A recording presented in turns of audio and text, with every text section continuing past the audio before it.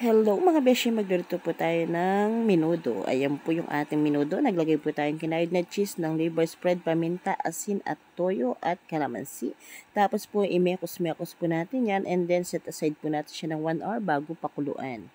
Ayan po mga beshi ko, masusing mekos-mekos para kumapit lahat ng pinaglalagay nating sangkap.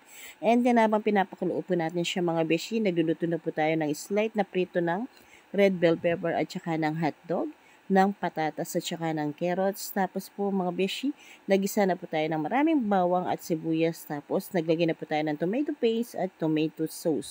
Binus na po natin yung ating baboy na pinakulo ng pork menudo. Tapos yung sabaw niya, nilagay na rin po natin yung patatas, carrots, hotdog, green peas mga beshi yan. Mabilisan lagyan na rin po yan kasi po sobrang lambot na po ng ating siningkotsang menudo mga beshi, kaya pinagsasabay na rin po natin siyang nilagay. And then naglagay na rin po tayo ng red bell pepper mga beshi. Tapos po ayan na po yung kalalabasan ng ating pork menudong singkotsang Kapampangan.